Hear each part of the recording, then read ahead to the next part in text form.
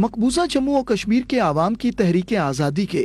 ہر مرحلے پر ان کی مخلص اور بے لوث حریت قیادت نے ان کی درست سمت میں رہنمائی کا فریضہ سر انجام دیا ہے۔ کل جماعتی حریت کانفرنس کے چیئرمین سید علی گیلانی نے کہا ہے کہ مقبوضہ وادی میں حالیہ انتخابی ڈھونگ کے مکمل بائیکاٹ سے قابض بھارت سرکار اور ریاست میں اس کی کٹ پتلی انتظامیہ کی کمر ٹوٹ گئی ہے۔ ابھی جو الیکشن ہوئے ہیں اس الیکشن میں لوگوں نے جو بائیکاٹ کیا اس بائیکاٹ کا ہم بہت مدت سے مطالبہ کرتے چلے آ رہے تھے کہ بھائی بائیکاٹ کرو، ووٹ کا استعمال مت کرو، لیکن آج آپ نے دیکھا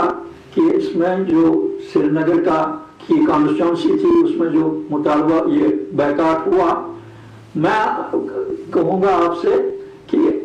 بھارت کی کمر ٹوٹ گئی ہے اس بائیکاٹ،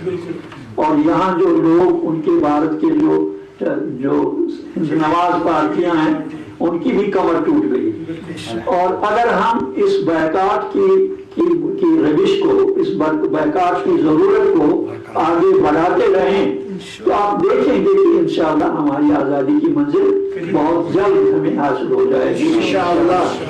سید علی گیلانی نے کشمیری عوام سے ایک بار پھر اپیل کی کہ وہ آنے والے تمام انتخابات کا بائیکاٹ کریں۔ بائیکاٹ ہماری پالیسی ہونی چاہیے، چاہے پنچایتی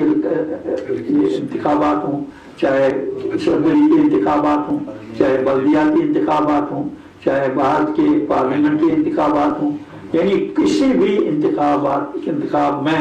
ہمیں ووٹ کا استعمال نہیں کرنی چاہیے۔ دریں اثنا سینئر حریت رہنما میر وائز عمر فاروق نے جموں و کشمیر کے کٹ پتلی حکمرانوں کی حقیقت بیان کرتے ہوئے کہا ہے کہ کشمیر کے نام نہاد حکمرانوں کی کوئی حیثیت نہیں، کیونکہ کشمیر کے تمام فیصلے دہلی میں کیے جاتے ہیں۔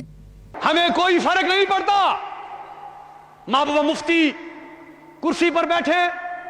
عمر عبداللہ صاحب بیٹھے، فاروق عبداللہ صاحب بیٹھے، کانگریس والے بیٹھے، یا آپ وہ ساؤتھ سے جو ساؤتھ وہاں پر ہے وہاں سے اگر ڈی ایم کے والوں کو بھی لائیں گے ہمارے سر پر بٹھانے کے لیے، ہمیں اس سے کوئی فرق نہیں پڑے گا، کیونکہ ہمیں معلوم ہے کہ یہاں پر جو کرسی پر بیٹھتا ہے اس کے ہاتھ میں کچھ نہیں، وہ تو کٹ پتلی ہیں، ان کی باغ دوڑ تو دلی کی سرکار کے ہاتھ میں۔